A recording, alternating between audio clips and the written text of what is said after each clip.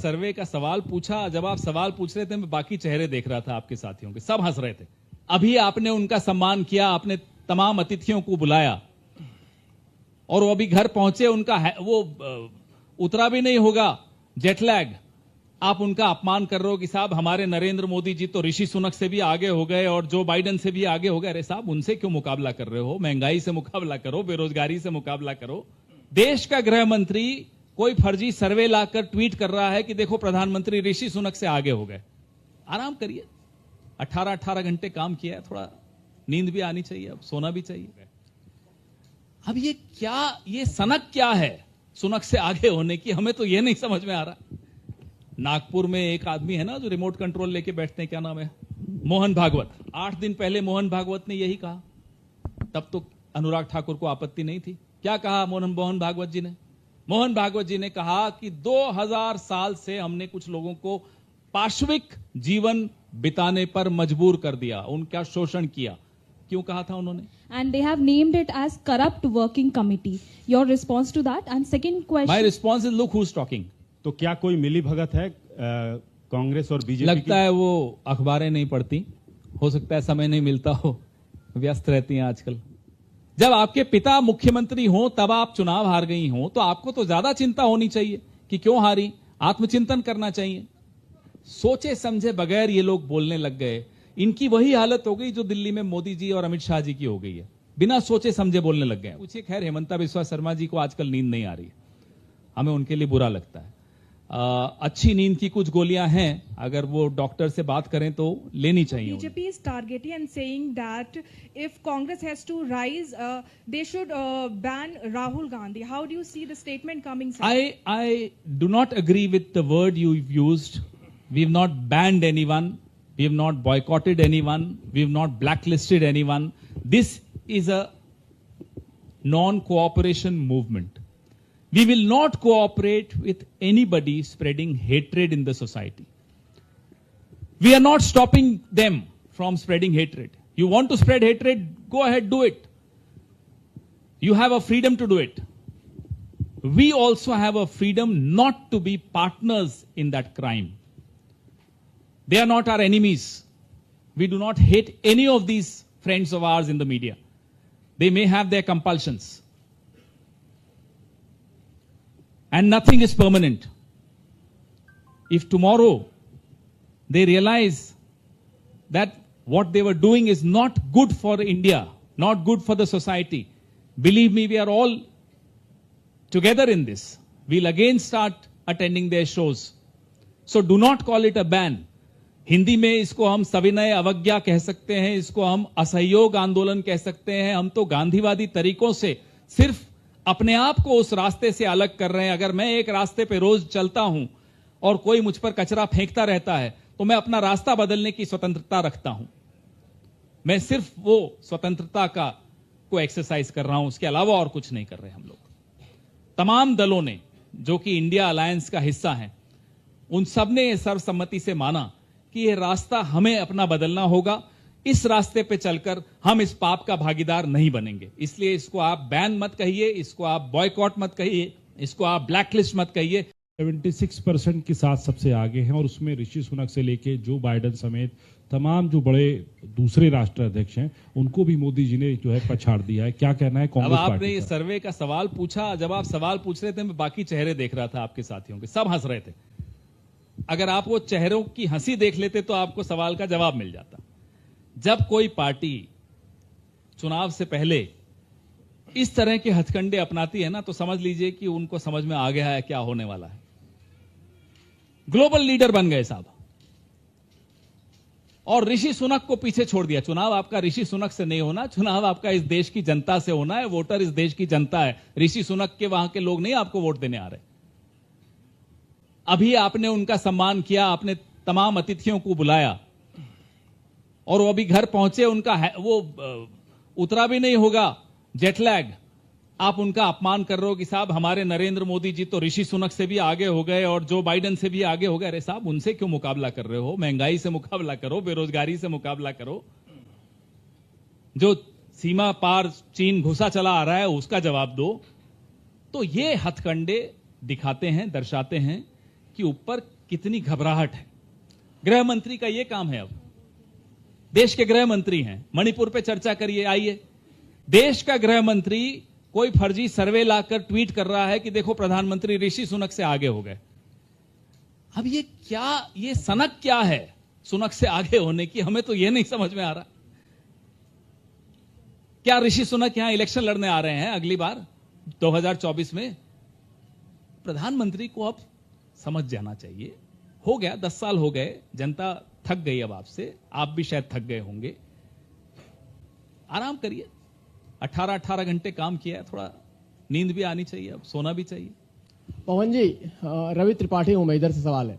आप बार बार कहते हैं बीजेपी के लोगों को कि वो नफरत फैलाते हैं, लेकिन अनुराग ठाकुर जो केंद्रीय मंत्री हैं वो कह रहे हैं कि आपने तो नफरत का मेगा मॉल खोल रखा है, सनातन धर्म वाले मामले का हवाला देते हुए। क्या कहेंगे इस पे आप? देखिए, इस पर नागपुर में एक आदमी है ना जो रिमोट कंट्रोल लेके बैठते हैं, क्या नाम है, मोहन भागवत। अभी 8 दिन पहले मोहन भागवत ने यही कहा, तब तो अनुराग ठाकुर को आपत्ति नहीं थी। क्या कहा मोहन भागवत जी ने? मोहन भागवत जी ने कहा कि 2000 साल से हमने कुछ लोगों को पाशविक जीवन बिताने पर मजबूर कर दिया, उनका शोषण किया। क्यों कहा था उन्होंने? किसी भी समाज में, धर्म में कोई खामियां आ जाती हैं, त्रुटियां आ जाती हैं, बुराइयां आ जाती हैं, उसे दूर करने का काम हमारा अपना है। मोहन भागवत जी की बात से तो सब अनुराग ठाकुर सहमत थे। तो त्रुटियों की बात कर रहे हैं। हर धर्म, हर समाज, हर संगठन को अपने भीतर की त्रुटियों पर खुलकर चर्चा करनी चाहिए और उनको दूर करना चाहिए, जो मोहन भागवत कर रहे हैं, कोशिश कर रहे हैं, एटलीस्ट बोल तो रहे हैं कि मैं कर रहा हूं। Pawan sir, Niyamika from Times Now. Sir, I have 2 questions. First is that just on the day of this CWC meeting, a poster has been used by the BRS in which various senior leaders of the Congress party's pictures are there, and they have named it as Corrupt Working Committee. Your response to that? And second question... My response is, look who's talking. Yesterday we got a breaking news that the daughter of the chief minister will be summoned again. We know what's happening where. You come to Hyderabad, you enter Telangana, you start hearing stories of corruption, of land scams, of mega scams in the last 7, 8 years, 9 years. So our limited response is, look who's talking. And if they have the courage, we are ready for a debate on the scams done by the BRS in this state. Sir, and in fact, even outside the state. खेरा साहब, CM साहब की बेटी हैं के कविता, उन्होंने CWC शुरू होने से ठीक पहले उन्होंने राहुल गांधी की कैपेबिलिटी पर सवाल उठाया था, जिसका जवाब कल जयराम रमेश साहब ने दिया कि वो राहुल गांधी की चिंता न करें, ईडी की चिंता करें। उसके बाद कविता जी का बयान आया है कि मैं ये सवाल पूछना चाहती हूँ कि पवन बंसल साहब, खड़गे साहब, राहुल गांधी जी, सोनिया गांधी जी पे जो ईडी के मामले चल रहे थे वो अचानक से स्लो क्यों हो गए? तो क्या कोई मिली भगत है कांग्रेस और बीजेपी? लगता है वो अखबारें नहीं पढ़ती, हो सकता है समय नहीं मिलता हो, व्यस्त रहती हैं आजकल। लगातार हमारे केसेस चल रहे हैं, लगातार हम लोग, आपने तो देखा राहुल गांधी की सदस्यता तक गई, वो भी सुप्रीम कोर्ट के माध्यम से वापस स्थापित हुई। तो क्या उन्हें नहीं मालूम कि हम किस तरह का संघर्ष कर रहे हैं? क्या उन्हें नहीं मालूम कि राहुल गांधी को घर से बाहर निकाल दिया गया? क्या उन्हें नहीं मालूम? हिम्मत है उनकी तो हम उनसे 4-5 सवाल पूछेंगे, जवाब देने की हिम्मत है तो बताएं। आज तक हमने नहीं सुना कि गौतम अदानी पर वो एक शब्द बोली हो, बोल भी नहीं सकती। और उनके अपनी पार्टी के स्कैंडल्स और स्कैम्स को अगर हम सामने लाएं तो उनको शायद कई दिन लग जाएंगे वापस मीडिया के सामने आने में। जयराम रमेश जी ने ठीक कहा, वो अपनी चिंता करें।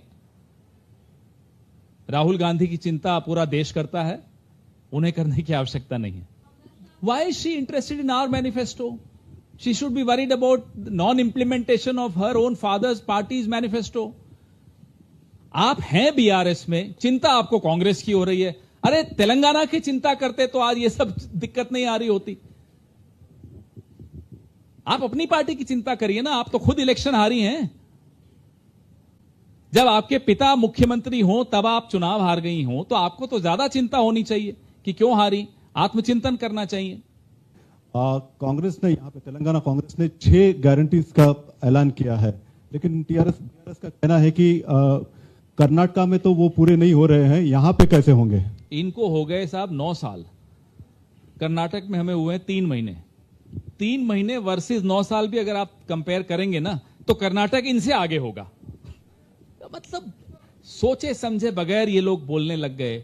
इनकी वही हालत हो गई जो दिल्ली में मोदी जी और अमित शाह जी की हो गई है, बिना सोचे समझे बोलने लग गए। अब 9 साल से आप यहां बैठे हो, आज भी वाटर लॉगिंग हो जाती है हैदराबाद में, आज भी फ्लडिंग हो जाती है हैदराबाद में। चलिए बाहर, मैं गांव की तो बात बाद में करूंगा, शहर जहां हम बैठे हैं यहां क्या हालत हो जाती है। 9 साल आपको हो गए और आप बात कर रहे हैं कर्नाटक की, जहां 3 महीने हुए हैं सरकार को और ऑलरेडी काम शुरू हो गया है। पहली कैबिनेट में डिसीजंस लेने शुरू हो गए, जो गारंटीज थी उसमें बस फ्री बस वाली सेवाएं शुरू हो गई हैं, और भी ऐसे अनेक गारंटीज हैं जिनको क्रियान्वयन हो गया, लागू कर दिया गया। तो हम कहते हैं कि ये हिट एंड रन मत करिए, सामने आइए, जिसको भेजना है भेजिए, डिबेट करिए, चलिए ले आइए आप अपना 2 मैनिफेस्टोस, पिछले वाले और इस वाले, और हम अपने कर्नाटक का एक मैनिफेस्टो लाकर और सामने आमने बैठकर बात करते हैं। आप सब जज बन जाइएगा, you be the jury, we are ready to debate. Kamalnath ji को लेकर जो है हेमंत बिस्वा जी का एक बयान आया है कि वो सबसे थका हुआ चेहरा है और उनको आप आगे कर रहे हैं, और दूसरा ये कि 2-3 महीने से जिस तरीके का माहौल बना हुआ है, अगर ऐसे ही हालात रहे तो ये चुनाव बड़ा हो गया है, क्योंकि अब ये चुनाव हमारे 5000 साल पुराने सिविलाइजेशन के बैटल को हेमंता बिस्वा शर्मा बताता जी, है। कहीं पे निगाहें कहीं पे निशाना। अगर वो कह रहे हैं कमलनाथ जी थके हुए हैं, तो वो निशाना मोदी जी की तरफ है। उम्र दोनों की आसपास ही है, कमलनाथ जी की और मोदी जी की। अब मोदी जी को खतरा जो आ रहा है आसाम से आ रहा है। तो ये देखिए, पॉलिटिक्स में जो बोला जाता है उसके पीछे कई चीजें होती हैं। तो अब ये इशारा कहां है, हेमंता बिस्वा शर्मा जी से पूछिए। खैर, हेमंता बिस्वा शर्मा जी को आजकल नींद नहीं आ रही है, हमें उनके लिए बुरा लगता है। अच्छी नींद की कुछ गोलियां हैं, अगर वो डॉक्टर से बात करें तो लेनी चाहिए उन्हें। उनको बड़ी चिंता हो गई जब से कुछ खुलासे होने लग गए उनके परिवार के बिजनेस के बारे में, उनकी पत्नी की कंपनियों के बारे में। पहले कहते हैं साहब 10 करोड़ लिया ही नहीं, आया ही नहीं। अरे जब आया नहीं, लिया नहीं, तो आपने अप्लाई क्यों किया था, पहले इसका तो जवाब दीजिए। किस हैसियत से आपने, प्रधानमंत्री ने जो योजना गरीब कल्याण, किसान के कल्याण के लिए थी, उस योजना में हेमंता बिस्वा शर्मा की पत्नी की कंपनी अप्लाई क्यों करती है सब्सिडी के लिए, इसका जवाब दें। चलिए, तो वो अभी घबराए हुए हैं, बौखलाहट में इस तरह की टिप्पणियां निकल जाती हैं। अब जब मेरा जवाब आप वहां उन तक पहुंचा देंगे कि निशाना मोदी जी की तरफ था, देखो फिर कल कुछ और अजीब सी बात कर देंगे, तो घबराए हुआ आदमी कुछ भी बोल सकता है, और खास तौर पे तब जब नींद पूरी नहीं हो रही हो।